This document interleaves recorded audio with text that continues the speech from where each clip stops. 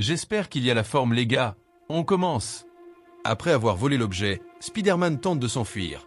Mais un fil de soie surgit soudainement derrière lui et enserre sa cheville, le paralysant sur place. Le Docteur Strange profite de l'occasion pour projeter une main mystique qui ramène le héros vers lui avant de lui asséner un puissant coup à la poitrine. L'âme de Spider-Man est instantanément expulsée de son corps, le laissant stupéfait devant cette séparation surnaturelle. Alors que le sorcier s'apprête à récupérer l'artefact magique, les réflexes arachnéens du corps inanimé de Spider-Man entrent en action de manière surprenante.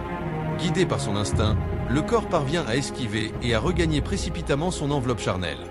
Une fois réuni à son physique, Spider-Man propulse à nouveau d'étoiles pour s'échapper, tandis que Strange lance sa cape enchantée à sa poursuite. Rapidement capturé et projeté dans les airs, Spider-Man se retrouve piégé dans une dimension miroir activée par le sorcier.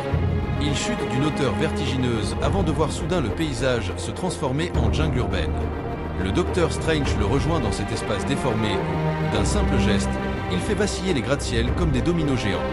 Le sorcier invoque alors des portails dimensionnels d'où émerge un train fantôme qui percute violemment le héros. Au moment où Strange s'empare enfin de la boîte mystique, Spider-Man réussit à la récupérer avec un dernier jet de toile. Exaspéré, le sorcier suprême inverse radicalement la réalité en faisant basculer deux mondes parallèles. Emprisonné dans un labyrinthe de portails et ballotté sans fin, Spider-Man trouve soudain l'inspiration en observant les motifs géométriques infinis. Son esprit scientifique perce enfin le secret de cet espace miroir, une structure fractale évoquant les flux aquatiques. Pendant ce duel métaphysique, la cape enchantée tente de subtiliser l'artefact, déclenchant une réaction en chaîne qui provoque la collision explosive des dimensions jumelles. Le carré du rayon, divisé par 5 fois pi, équivaut aux coordonnées de référence. Tout en calculant à toute vitesse, le Docteur Strange abandonne Spider-Man dans cet espace illusoire, prévoyant de revenir le chercher plus tard. Mais en une seconde, l'étoile d'araignée se retourne soudain contre lui, l'enserrant dans un piège autonome. Spider-Man remporte la victoire. Non seulement il récupère l'artefact mystique, mais il s'empare aussi de la dimension ésotérique utilisée par le sorcier pour canaliser sa magie. Privé de ses raccourcis mystiques, Strange ne peut plus tricher. Le héros agit ainsi pour libérer les âmes corrompues de l'emprise des forces maléfiques. Il commence par le Docteur Octopus. En activant un fabricateur universel légué par Iron Man, Spider-Man conçoit avec l'aide du Docteur Norman Osborn une puce d'interface neuronale. Bien que réticent, Octopus finit par accepter l'implant après une confrontation musclée et rend même les matériaux secrets intégrés à ses tentacules. Passant à Electro, Spider-Man installe un dispositif d'absorption d'énergie sur son torse. Un feu vert signalerait sa reconversion en humain normal. Alors que tout semble réussir, le sens arachnéen du héros s'affole. Il perçoit une menace sournoise et de retourne brusquement contre Norman Osborn. La personnalité maléfique de ce dernier refait surface. Le bouffon vert manipule les autres pour saboter leur guérison. Electro arrache son dispositif et vole le réacteur Arc d'Iron Man. Le chaos éclate, le sablageur s'envole en poussière. Electro projette Octopus par une fenêtre avant de s'enfuir avec le réacteur, et Spider-Man, assailli par le bouffon vert, est expulsé violemment à travers plusieurs étages. Alors que le vilain tente de l'achever, le héros contre-attaque avec ses toiles et le projette en cascade de balcon en balcon. Peter projette une toile pour fuir, mais il est violemment ramené dans la pièce par un contre-tir, son visage trahissant désormais une lueur de résignation. Fou de rage, il bondit sur le bouffon vert en hurlant des insultes, mais plus le combat s'intensifie, plus son adversaire semble en redemander. Le sinistre personnage le saisit soudain pour lui infliger un écrasement mortel, dévastateur. Conscient qu'une prolongation du combat lui serait fatale, Spider-Man déchire une paroi vitrée pour escalader la façade. C'est alors qu'une silhouette verte surgit. Le lézard le projette à nouveau dans la pièce avant de disparaître. Le bouffon vert en profite pour lui asséner une version amplifiée de son attaque ultime, le faisant chuter du 10e étage jusqu'au rez-de-chaussée. Ta faiblesse morale te perdra, ricane-t-il en serrant la gorge de Peter. Mais surgit alors, brandissant un sérum censé neutraliser le bouffon. Mais l'injection échoue. Non seulement le remède reste inefficace, mais elle est violemment projetée au sol par l'engin volant du vilain. Ce dernier, juché sur sa machine, lance à Peter « La bonté se paie cash. Tu me remercieras plus tard. » Après un regard glacial vermeil, il libère une bombe citrouille en direction de la jeune femme. Peter se rue pour l'intercepter. Trop tard. Dans son dernier souffle, mais murmure à son neveu « Un grand pouvoir implique de grandes responsabilités. » Le dernier lien familial de Spider-Man s'éteint. Pendant ce temps, Ned, qui n'a pourtant jamais étudié la magie, réussit là où le Docteur Strange a échoué pendant des mois, ouvrir un portail dimensionnel. Un Spider-Man en émerge, mais sous la capette se cache un visage inattendu. Je suis Peter Parker, déclare-t-il, face au regard incrédule. Pour prouver ses dires, il bondit sur le toit tout en nettoyant une toile d'araignée avec une désarmante normalité. Ned tente à nouveau le sort. Cette fois, c'est la légende en chair et en os qui apparaît. Tobey Maguire, le Spider-Man iconique, traverse le portail. Les deux versions du héros se croisent, leurs sens arachnéens s'emballant simultanément.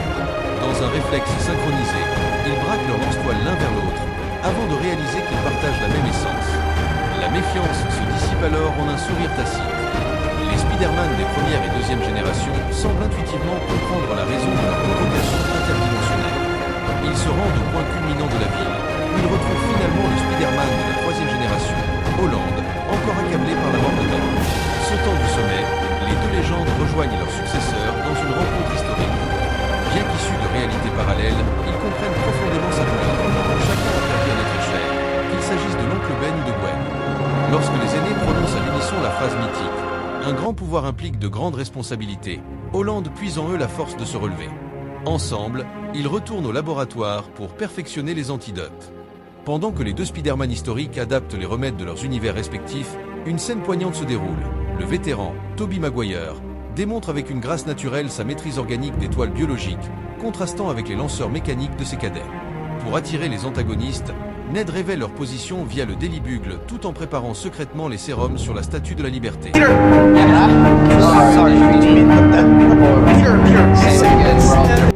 Dans l'attente, Andrew Garfield, la deuxième génération, soulage les tensions dorsales de Tobey, séquelles d'une chute mémorable.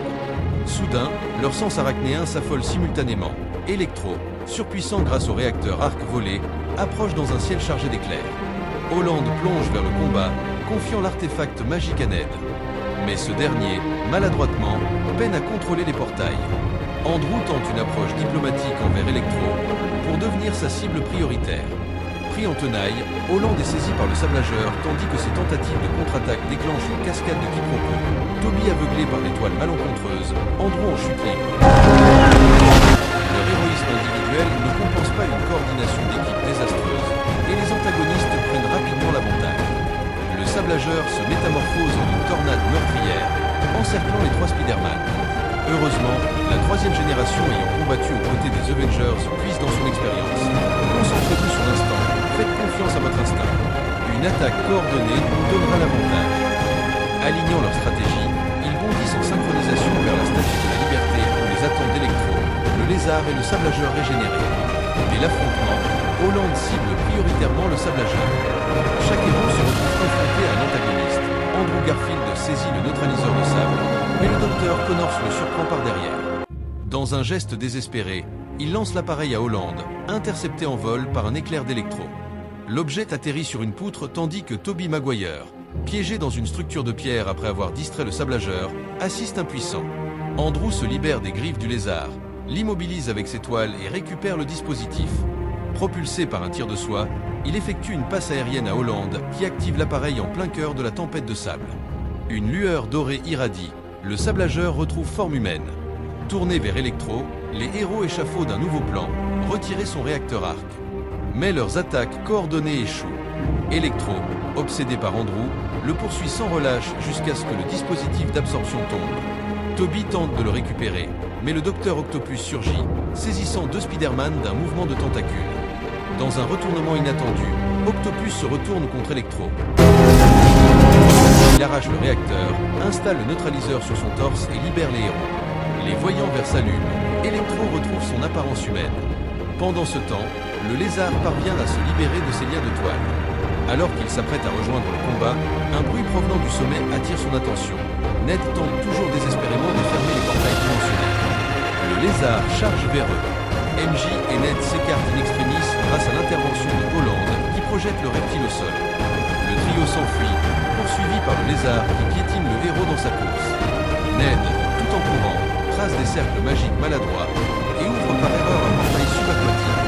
Un torrent d'eau inonde la zone, emportant le lézard. MJ saisit l'antidote caché dans son collier dorsal et le lance à Holland. L'explosion du sérum enveloppe le reptile. Ses pupilles reptiliennes rétrécissent, révélant à nouveau le docteur Connors. Voulant cacher l'artefact magique, Ned ouvre au hasard un portail, d'où émerge le docteur Strange, furieux. Le sorcier récupère la boîte mystique et sa dimension annexe, bien décidé à régler ses comptes avec Spider-Man pour l'avoir piégé 12 heures dans un canyon. La situation tourne au chaos lorsque les Spider-Man de toutes les générations apparaissent simultanément, semant la confusion chez Strange. Soudain, le sens arachnéen de Tobey Maguire s'emballe. Le bouffon vert surgit dans un nuage de fumée, lançant des bombes citrouilles. Le Docteur Octopus, dans un geste inattendu, protège Strange, mais la boîte mystique est endommagée. D'un coup de tentacule, il expulse le bouffon vert. Strange tente de détruire l'artefact avec un fouet énergétique, ignorant qu'une bombe s'y trouve dissimulée. L'explosion libère 5 flux magiques incontrôlables. Le bouclier de la Statue de la Liberté se désintègre, précipitant MJ et Ned dans le vide. Holland plonge pour les sauver, mais est intercepté par le bouffon vert. Andrew Garfield, se souvenant douloureusement de son échec passé avec Gwen, saute à son tour. Contre toute logique, il attrape MJ avec ses mains plutôt qu'avec des toiles, atterrissant en héros une rédemption silencieuse pour celui qui n'avait pu sauver son propre amour. Alors que Ned perd prise sur la poutre métallique, la cape légendaire s'enroule soudain autour de lui, le déposant délicatement au sol avec une sollicitude inattendue. Pendant ce temps, le Docteur Strange tente désespérément de contenir les incantations incontrôlables. Les fractures dimensionnelles se multiplient dans le ciel, reliant irréversiblement les multivers. Sur le planeur du bouffon vert, Holland arrache une bombe citrouille et la coince dans le mécanisme de propulsion. L'engin s'emballe, précipitant les deux adversaires dans une chute vertigineuse. Le bouffon, toujours provocateur, déploie des lames rétractables. Submergé par la colère, Peter frappe avec une violence mortelle, prêt à porter le coup fatal avec les débris du planeur. Tobey Maguire intercepte le geste irréparable. Ne deviens pas ce que tu combats, implore-t-il du regard. Mais dans un sursaut traître, le bouffon poignarde le Spider-Man vétéran. Andrew Garfield lance alors un injecteur d'antidote que Holland enfonce dans le cou du vilain. Sous l'effet du sérum, Norman Osborn retrouve sa raison, tandis que Tobey esquisse un sourire approbateur malgré sa blessure. Le calme revient difficilement. Alors que les fractures dimensionnelles menacent d'engloutir New York, Holland propose une solution radicale, réactiver le sortilège d'oubli. Si tout le monde m'oublie, les multivers se refermeront. Strange, à contre-cœur, accepte. Dans une ultime étreinte, les trois Spider-Man échangent un hochement de tête chargé de respect millénaire. Après des adieux déchirants à MJ et Ned, le sorcier déclenche l'incantation finale. Les héros parallèles disparaissent un à un dans des lueurs dorées, tandis que les souvenirs s'effacent comme des pages brûlées. Le ciel se suture dans un soupir cosmique, scellant la paix retrouvée au prix d'un sacrifice intime, celui d'une identité héroïque devenue trop dangereuse pour l'équilibre des mondes.